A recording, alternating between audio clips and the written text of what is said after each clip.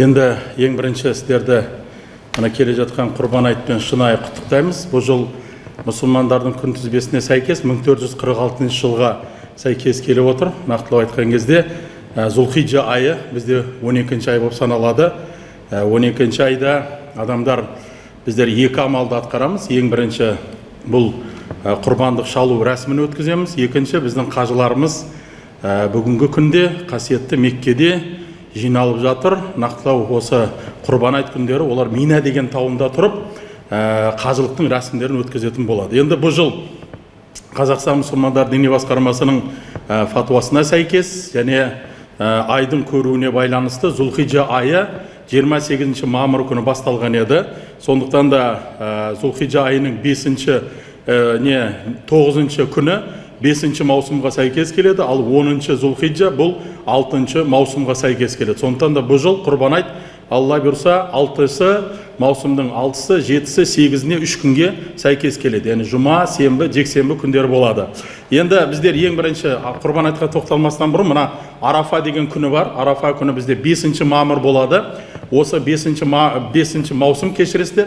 Осы 5 маусым күні адам баласы ең абзал істейтін жұмыстардың біреуі ораза ұстаған абзал болып табылады бір күн. Өйткені пайғамбарымыз бір хадиста не дейді? Арафа күні ораза ұстау арқылы Алладан өткен жылы және келесі жылы күнәларды кешіруді үміттеніп сұраймын дейді. Сондықтан да 2 жылдық күнәні кешіретін күн болғандықтан біздер не қылуымыз керек? Ораза ұстауымыз керек. Ал енді құрбан айтқа келетін болсақ, құрбан айт Алла бұйырса Құдай қаласа 6 маусым деп айтты.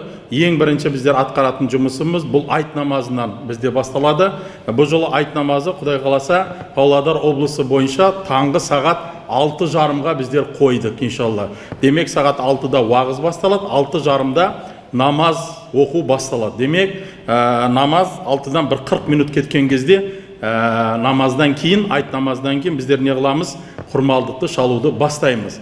Енді Қазақстан мұсылмандар діни басқармасы бұл жылда құрмалдық шалу форматын 2 бағыт бойынша ұсынып жатыр. Ең бірінші біз пандемиядан бастап мына онлайн форматында өткізіп келе жатырмыз. Арнайы сайт ашылды. Сайт құрбан.муфтият.kz деген сайты арқылы адам баласы 2 жұмысты атқаруға болады. Ең бірінші тапсырыс береді.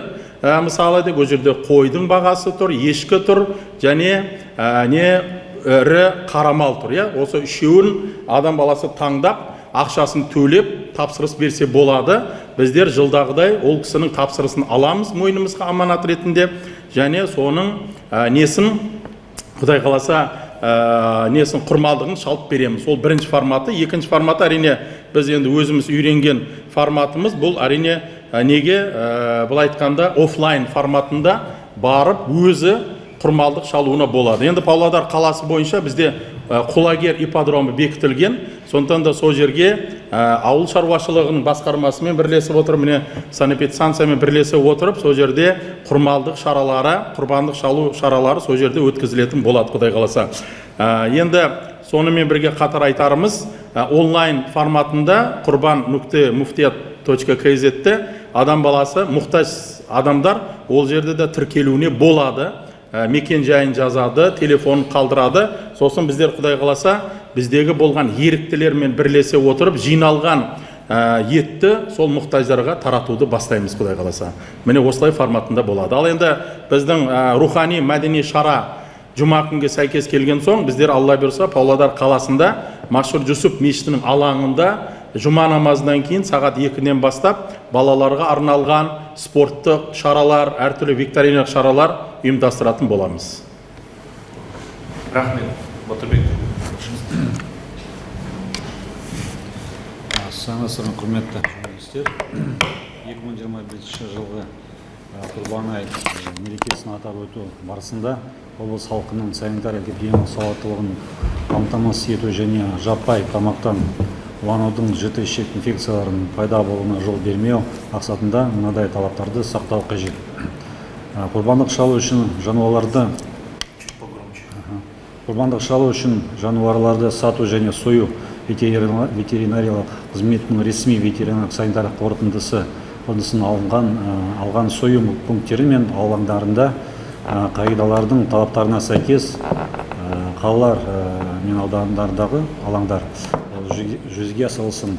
Және мал сою пункттерінде мал сою кезінде санитариялық эпидемиологиялық талаптарында қатаң сақтау, мал сою процесінде пайда болатын қалдықтарды уақытылы шығару, қызметкерлердің жеке гигиена ережелерін сақтауы, салдық іс-шараларды өткізу бойынша қызмет көрсететін қоғамдық тамақтандыру объектілерінде тағам дайындау технологиясын сақтау, тамақ өнімдерінің қауіпсіздігін және олардың қадағалануын растайтын құжаттардың болуы, үй жағдайында дайындалған өнімдерді пайдалануды болдырмау, тез бұзылатын өнімдерді тасымалдау және сақтау бойынша талаптарды сақтау. Рахмет. Әріптестер, сұрақтарыңыз қандай болады? Бар ма сұрақтар?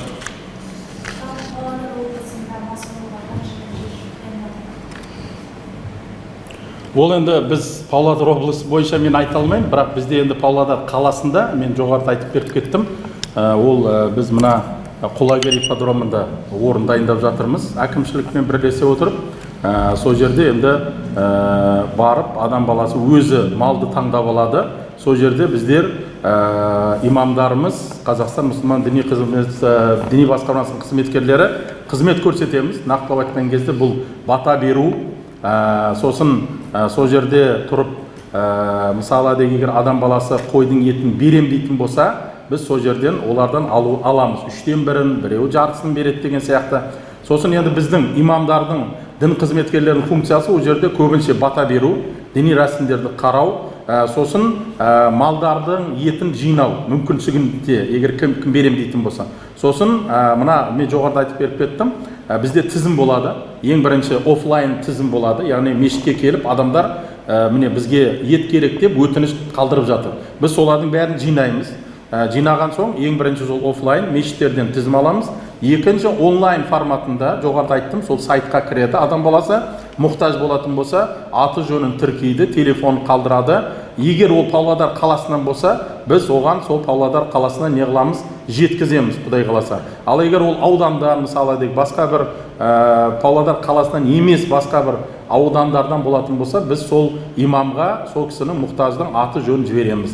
Және олар да не қылады, соған былай айтқанда жағдай келгенге шейін қамтамасыз етуге тырысады иншалла. Ал енді былай айтқанда ол облыс бойынша қанша орын дайындалған, мен оны айта алмаймын.